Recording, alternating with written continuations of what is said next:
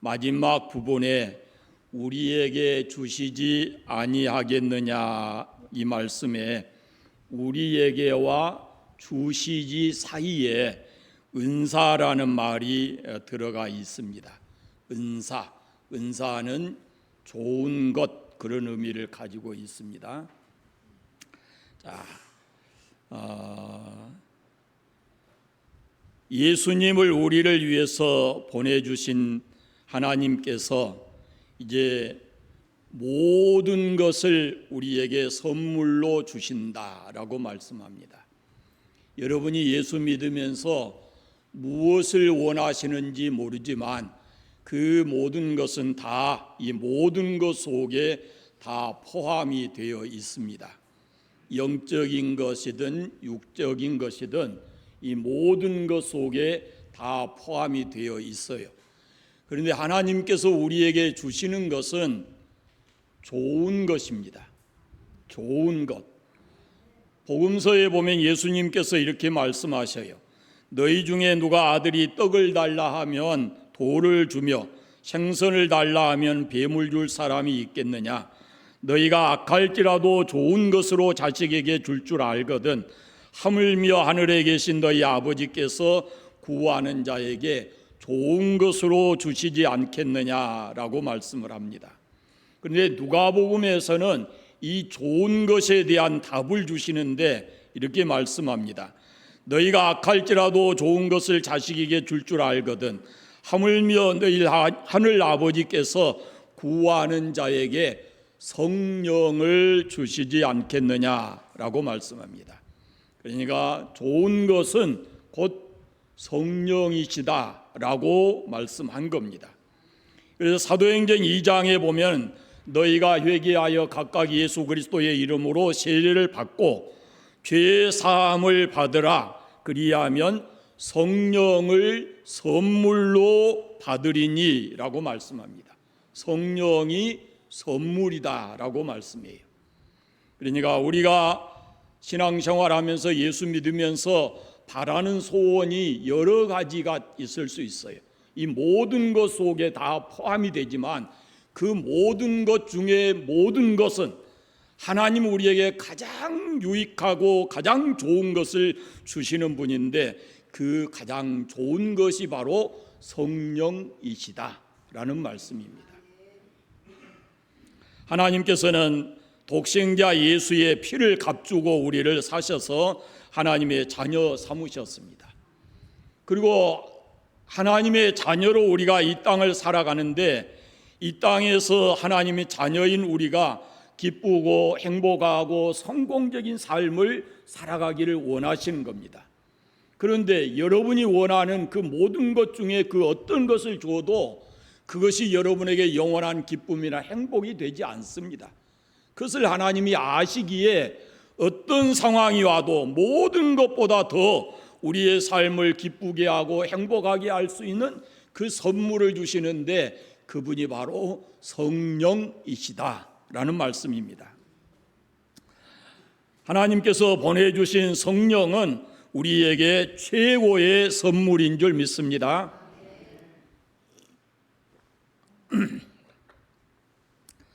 성령님께서는 오셔서 우리로 하여금 하나님의 자녀답게 이 땅에서 기쁘고 행복하고 성공적인 삶을 살아갈 수 있도록 우리 가운데 역사하시는 분이 바로 성령 하나님이십니다.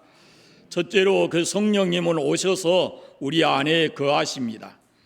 바로 앞에 로마서 8장 9절 11절 이런 데 보면은 만일 너희 속에 하나님의 영이 거하시면 그럽니다. 너희 속에 하나님의 영이 거하시면 그리스도의 영이 없으면 그리스도의 사람이 아니다. 그리스도 예수를 죽은 자 가운데서 살리신 이의 영이 너희 안에 거하시면 이렇게 말씀합니다. 성령은 오셔서 우리 안에 거하십니다. 우리 안에. 그래서 우리가 그 성령으로 인해서 그 다음 쭉 말씀을 보면은 하나님을 아빠, 아버지라 부른다라고 말씀합니다. 가끔은 그런 경우가 있죠. 제게 자녀들이 있잖아요. 근데 아들들이 와서 아빠 학교 다닐 때면은 예를 들어서 등록금 나왔어요. 뭐 주세요. 그러면은 줍니다. 그런데 아들과 가까운 친구들이 와가지고 저한테 아버님 그러고 불러요. 그러면 그놈들이 와서 학비 주세요. 그러면 줘요, 안 줘요? 줘요, 안 줘요? 안 주지요. 왜? 내 새끼 아니니까. 내 자식 같으면은 혹시 그가 살면서 좀 미운 짓도 하고 아빠 마음에 안 들기도 해도 등록금 나왔어요 그러면은 그 등록금을 주게 돼 있어요, 아버지는. 똑같습니다. 만약에 우리가 하나님의 우리 아버지시라면은 우리가 그분에게 구하는 모든 것을 아버지께서 주시는데, 우리가 언제 하나님의 자녀가 되는가 그러면은 예수 믿어서 하나님의 영이 내 안에 와 계실 때, 그럴 때 우리가 하나님을 아버지라고 부를 수 있고, 그리고 하나님과의 관계가 형성이 돼서 하나님 앞에 우리가 무엇이든지 구할 수가 있는 것입니다. 예수님께서 요한복음에서 말씀하실 때 내가 너희를 고아와 같이 버려두지 아니하고 너희에게로 오리라 이렇게 말씀하셔요. 예수님이 성령을 보내주신다는 말씀을 고아와 같이 버려두지 않고 내가 너희에게 오겠다 이렇게 말씀을 하셨습니다. 잘 생각해 보시면 하나님은 눈에 보여요, 안 보여요? 안 보이죠. 그 하나님이 우리 눈으로 볼 수 있게 오신 분이 예수님이시잖아요. 예수님이 하나님이 우리와 함께 계신다 임마누엘 그랬잖아요. 예수님은 오셔서 33년 동안 우리와 같이 육체를 가지고 시간 속에서 이렇게 살았어요. 그래서 당시에 예수님과 같은 시대를 살았던 사람은 예수님과 얼굴을 대면하고 그분과 함께 살았어요. 그런데 그분이 가시고 이제 다시 그분이 보내시는 성령, 그분이 오셔서 그분은 어디 계시는가? 그 예수님을 믿는 사람들의 마음에 와 계신다 그 말이에요. 예수님을 믿는 내 마음에 하나님의 영 성령이 와 계시는 것을 믿으시기를 바랍니다. 여러분이 하나님의 영이 와 계시면 하나님을 아버지라고 부릅니다. 쑥스럽지 않게 달라 그러면 주고. 우리는 고아가 아닙니다. 하나님께서 우리 아버지십니다. 우리가 이 땅에서 잘 살아갈 수 있도록, 우리가 기쁘고 행복하고 성공적인 삶을 살 수 있도록 하나님께서 모든 것의 모든 것 성령을 우리에게 보내주셨습니다. 그것이 아버지의 사랑입니다. 우리가 세상 사는 동안에 오늘 말씀 마지막 부분에 보면은 세상 사는 동안에 여러 가지 일을 겪을 수가 있어요. 그러나 그 어떤 것도 우리를 하나님의 사랑에서 끊어낼 수가 없어요.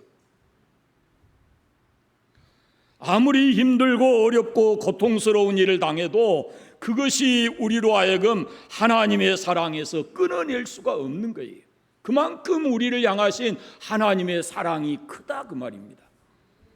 그렇게 우리를 사랑하신 분이 우리가 세상에서 잘못되고 그 쓸데없는 삶을 살아가지 않도록 하기 위해서 성령을 우리에게 보내주셔서 늘 우리를 감화해 주시고 하나님의 자녀답게 살아갈 수 있도록 힘을 주시고 격려해 주시는 분이 바로 우리 곁에 와 계시는, 우리 안에 와 계시는 성령이시다라는 말씀입니다.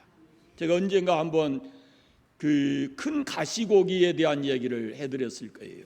이 세상 많은 생명체 생물들 중에 이 아버지의 사랑을 가장 강하게 나타낸 생물이 바로 이 생물체가 큰 가시고기라 그럽니다. 바다에서 살다가 산란을 하게 될 때는 이 강으로 하천으로 올라오게 되는데 이 산란 준비를 수컷이 합니다.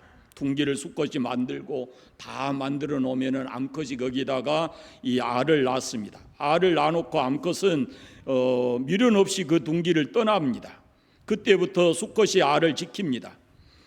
침입자로부터 알을 잘 지키고 자라기 위해서 지느러미 가지고 막 이렇게 물을 이렇게 움직이고 해서 샘물로 갈아 넣어주고 끊임없이 그렇게 합니다. 잠시도 쉬지 않고 아무것도 먹지 않고 오로지 둥지 안에 있는 그 알을 부화시키기 위해서 최대로 거기에 전념을 합니다.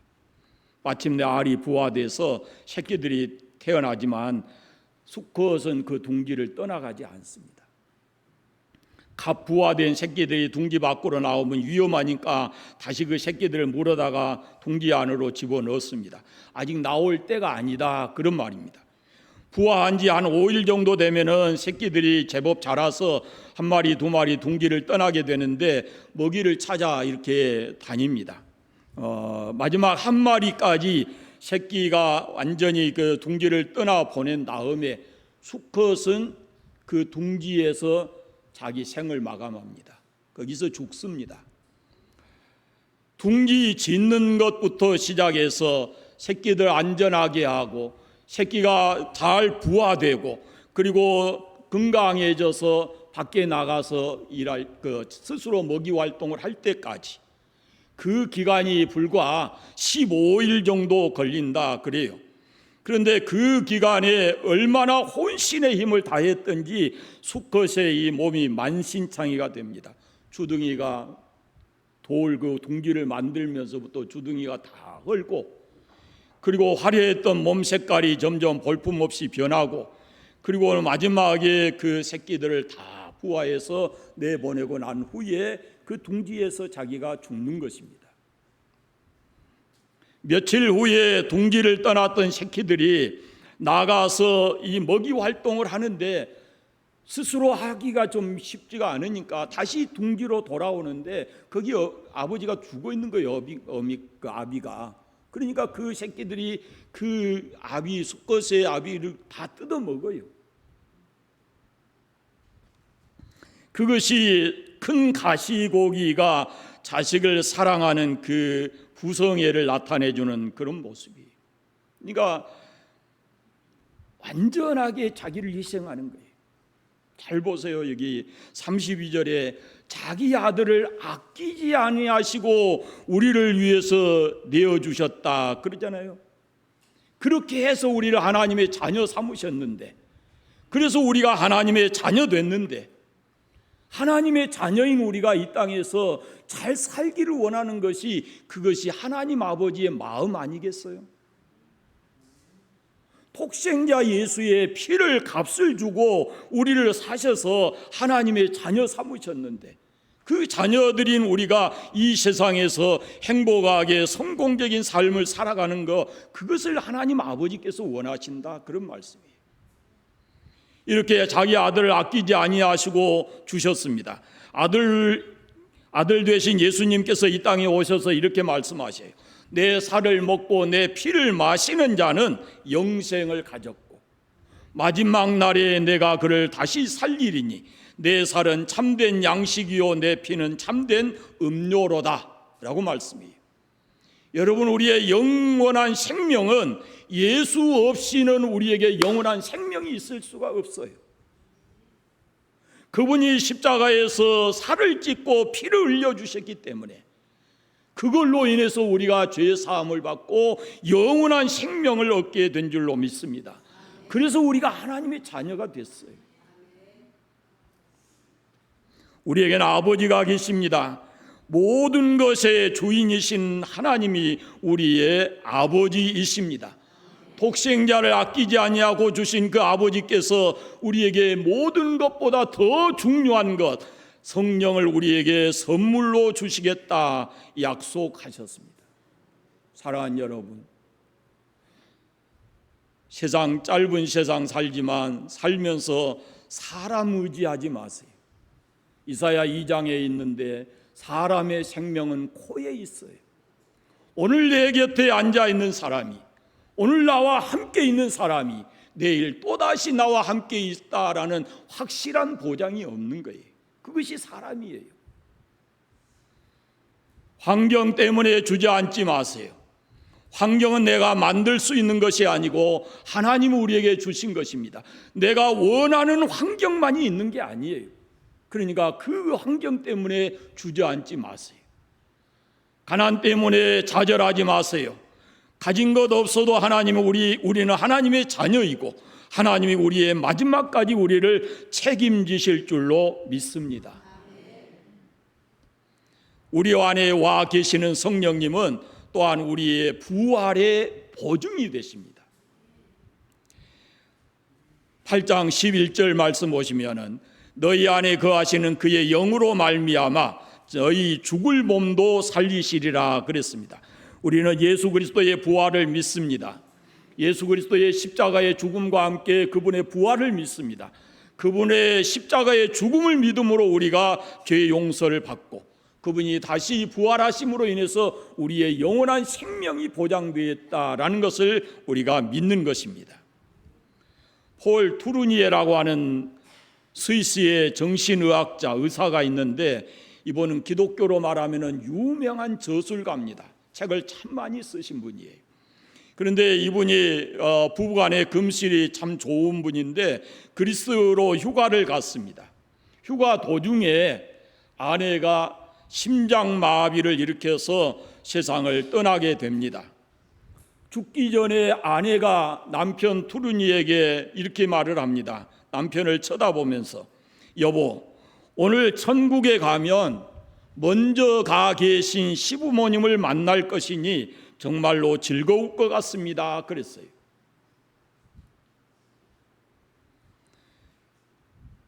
아내의 이 말을 듣고 남편 투르니에는 그간에 수없이 많은 기독교의 서적을 써왔지만 아내의 이 한마디에 자신의 신앙을 돌아보게 된 거예요. 나는 과연 부활의 신앙이 있는가? 내 아내는 지금 내 곁을 떠나서 기차를 타고 시부모를 만나러 가는 것처럼 헤어져 있었던 부모님을 다시 만나는 것처럼 그렇게 태연하게 부활을 받아들이는데 나는 과연 내가 생명과 부활의 주님을 나의 주로 믿고 있는가? 라는 것을 다시 생각하게 되었다고 하는 겁니다. 아내가 떠난 후에 그는 부활이요 생명이신 주님에 대해서 더 믿음이 강해졌고 세상 근심 걱정으로부터 해방되는 그런 놀라운 축복을 경험하며 살았다라고 합니다. 사랑하는 여러분, 우리 안에 계신 성령님은 우리로 부활의 신앙을 갖게 합니다. 확실한 부활의 신앙을 가지시고 세상의 어떤 환경 속에서도 낙심하지 말고 그리고 담대하게 믿음으로 살아가시기를 바랍니다. 또 하나 성령 하나님, 우리 안에 와 계신 성령 하나님은 그 성령으로 인해서 우리가 하나님의 나라의 일을 합니다. 하나님 나라의 일을. 사도행전 2장에 보시면 성령이 임해서 하나님 나라 일하는 제자들을 보게 됩니다.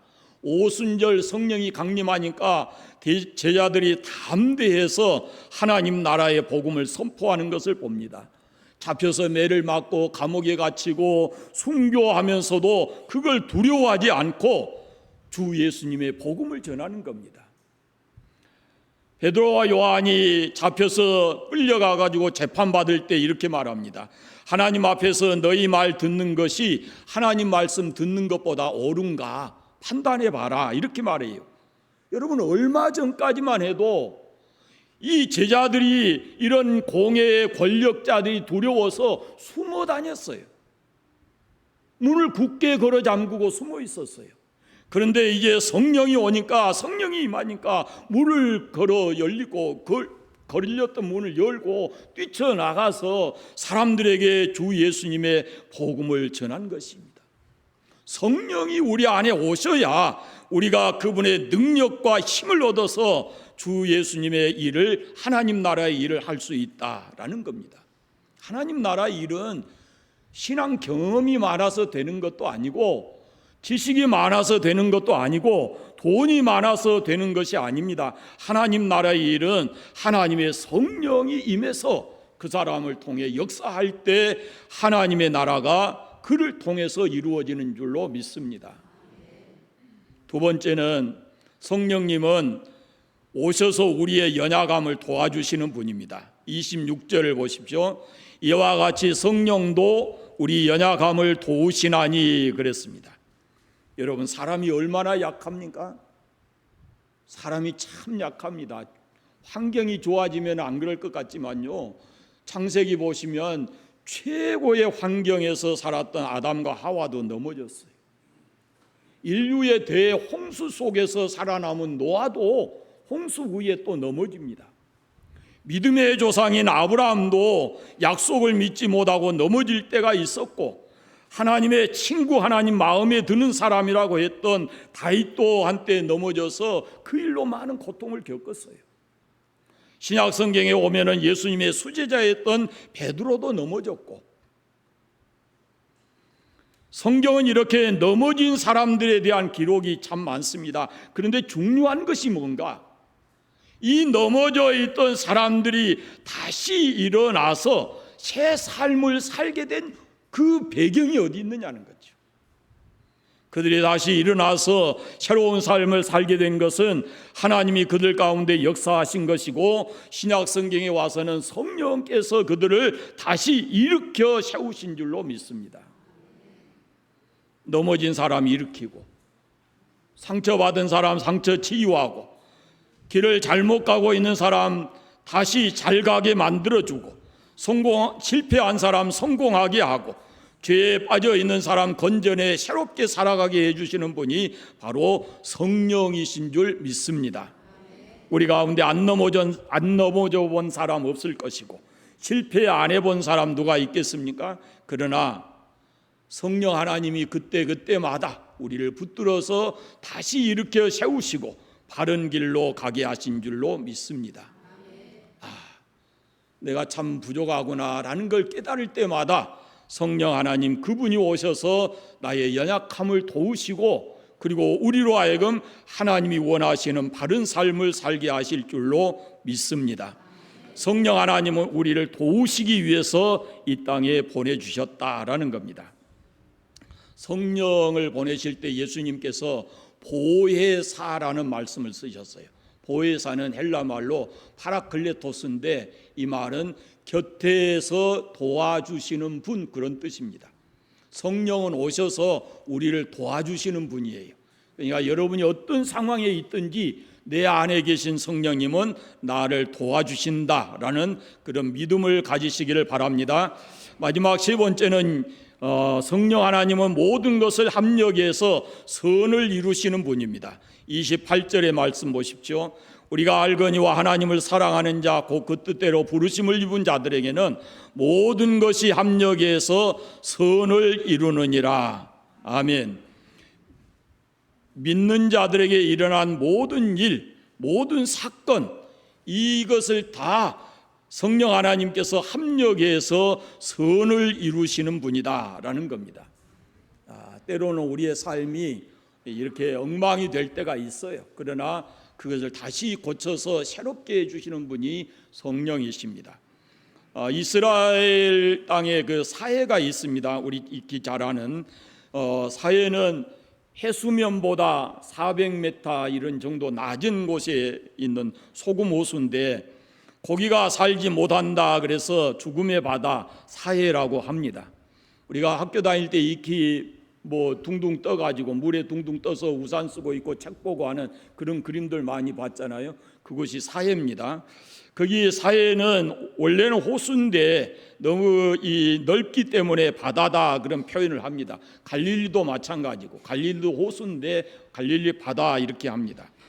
그런데 이 사해 중간쯤에 국경선이 있어요. 국경선. 이스라엘 땅과 요르단 땅의 국경이 있습니다. 동쪽에는 요르단이고 서쪽에는 이스라엘인데, 이 이스라엘 쪽에는 이건 죽음의 바다가 아니에요. 지금 거기 가보면은 그 개발이 돼서 치료 휴양지로 돼 있고, 그 호텔들이 그냥 즐비하게 이렇게 있습니다. 거기에 소금 외에도 그 여러 광물들이 납니다. 크롬, 브로마인, 황인, 칼슘, 마그네슘 이런 것이 있어서 각종 피부병을 가진 사람들이 거기 와서 그 병을 치료하기 위해서 옵니다. 그래서 거기에 최고의 호텔이 지어져 있고 휴양지가 되어 있습니다. 그러니까 피부병을 치료하는 그런 곳, 또 그런 사람들, 그리고 관광객으로 그걸 경험하기 위해서 온 사람들로 인해서 이스라엘 쪽의 사회는 사람들로 꽉 차 있어요. 그리고 거기서 더 밑에 내려가면은 사회 남쪽으로 내려가게 되면은 거기 많은 공장들이 있습니다. 소금이니까 이 소금으로 만드는 비누가 있고 비누 공장이 있고 그 사이에서 나오는 진흙으로 팩을 만듭니다. 그래서 진흙 팩 공장이 있고 온갖 화학 공장들이 거기에 다 모여 있습니다. 플라스틱 원료 이런 걸 제가 잘 모르는데 플라스틱 원료가 포타시움이라고 그럽니다. 이 포타시움이라는 것은 그 사회에 100년을 온 지구가 100년을 써도 남을 수 있는 그 광물이 매장이 되어 있다 그럽니다. 여러분 몇 년 사세요? 플라스틱 언제부터 나왔어요? 그것을 지금 사람들이 플라스틱 우리가 얼마나 많이 써요? 그런데 그것을 100년 동안 사람들이 만들었어도 그것이 광물이 부족하지 않다는 거예요. 거기다가 농약이나 페인트 원료인 브로마인이라고 하는 것도 전 세계의 30%가 그곳에 매장이 되어 있다 그럽니다. 그러니까 완전히 세계 최대의 자연 치유 병원이 있고 세계 최대의 화학 공장이 있고 그래서 거기에 경제 활동도 활발하게 되어 있어요. 그냥 죽음의 바다로 내버려둔 게 아니고 거기에 그들에게 하나님께서 지혜를 주셔서 그 땅을 개발하고 이렇게 활발한 축복의 장소가 되게 만들었어요. 그런데 요르단 쪽에 가서 그 사해를 경험하게 되면은요, 요르단에 겨우 이제 뭐 하고 있냐면은 거기 물속에 들어가서 수영이나 하고 있어요. 아무것도 개발이 되어 있지 않아요. 여건도 물론 어렵지만 개발이 되어 있지 않습니다. 그러니까 여러분, 우리가 성령 하나님이 오셔서 완전히 쓸모없는 것이다, 쓸모없는 사람이다 그럴지 모르지만 성령 하나님이 오시면 완전히 그를 새로 만들어서 새 사람을 만들어내는 겁니다. 그래서 이 사도행전에 보면은 어둠에서 빛으로, 저주에서 축복으로, 멸망에서 생명으로 우리의 삶을 바꾸어 놓으신 분이 바로 성령 하나님이시다라는 거예요. 뒤죽박죽된 우리의 삶을, 헝클어져 버려서 풀어내지 못하는 우리의 삶을 성령께서는 오셔서 합력해 선을 만들어내시는 분입니다. 그러므로 어떤 환경에 처해도, 내가 어떤 실수를 하고 어떤 모습으로 우리가 상처를 입어도 결코 낙심하지 말고 성령 하나님을 의지하시면 그분이 우리의 삶을 새롭게 만들어내실 줄로 믿습니다. 저는 이 부분에서는 사실 할 말이 너무 많아요. 여러분이 모르는 제 모습이 있거든요. 제가 가끔은 목사님들 만나서 제가 살았던 몇 년간의 삶을 이렇게 얘기하면 다 입을 벌리거든요. 무엇을 그러려고. 그런데 저를 만들어내신 분이 바로 복음이고 성령 하나님이십니다. 사랑하는 여러분, 하나님은 우리를 위하시고 우리를 위해서 모든 것을 주신 분입니다. 그분이 우리에게 주신 큰 선물 중 하나가 바로 성령이십니다. 예수님을 우리의 구원자로 이 땅에 보내주신 것은 더 말할 것도 없지만 그분이 가신 후로 성령이 우리에게 오신 것은 우리에게 있어서는 더할 수 없는 하나님의 큰 선물이다라는 것을 잊지 않으시기를 바랍니다. 그분 오셔서 내 안에 계십니다. 그분은 오셔서 나의 연약함을 도와주십니다. 그분은 오셔서 나의 삶을 합력해 선을 만들어주시는 그런 분입니다. 37절을 같이 읽어보겠습니다. 그러나 이 모든 일에 우리를 사랑하시는 이로 말미암아 우리가 넉넉히 이기느니라. 할렐루야. 여러분, 우리는 이제 하나님의 사람, 성령의 사람이 됐습니다. 성령으로 충만해야 합니다. 성령의 다스림을 받아야 합니다. 내 안에 계신 그분이 나와 동등의 사람이 아니에요. 천지 만물을 창조하신 전능하신 분인데 그분이 내 안에 와 계시는데 고집 부리지 말고 그분의 다스림을 받아야 됩니다. 그분의 인도하심을 받아야 돼요. 그분은 나보다 나를 더 잘 아시고 나의 인생의 끝까지 아시는 분인데 내가 인생을 살아가면서 처음 가는 길인데 그 성령 하나님의 인도하심을 받아서 우리가 살아가야죠. 그것이 그리스도인의 삶입니다. 우리가 그렇게 살면 성령 하나님께서 우리를 지키실 것이고 우리의 삶을 풍요롭게 할 것이고 하나님의 자녀인 우리로 이 세상에서 행복하고 성공적인 삶을 살게 하실 겁니다. 날마다 성령 안에서 주님과 동행하고 그분이 주시는 풍성한 은혜를 누리고 살아가시기를 바랍니다. 기도하겠습니다. 감사합니다. 하나님 아버지, 오늘 또 예배드리게 하시고 우리에게 오셔서 우리 안에 거하시고 우리의 연약함을 도우시고 우리의 모든 삶을 내가 흔들어 놓았어도 그것을 합력의 선을 이루시는 성령 하나님이심을 우리가 말씀을 통해서 들었습니다. 전능하신 아버지 하나님, 우리를 이 땅에 사는 동안 하나님 자녀 되게 하셨으니 날마다 순간마다 주님의 은혜 가운데 살게 하시고 주님이 주시는 은혜로 세상 모든 것들을 넉넉하게 이기며 살아갈 수 있는 저희 모든 성도들 되게 하여 주시옵소서. 날마다의 삶이 주님과 동행하는 삶이 되도록 성령 하나님 역사하시고 우리의 모든 삶 속에 하나님이 주시는 풍성한 은혜를 누리고 승리의 삶을 살아가게 해주시기를 간절히 원하옵고 예수님 이름으로 기도드립니다. 아멘.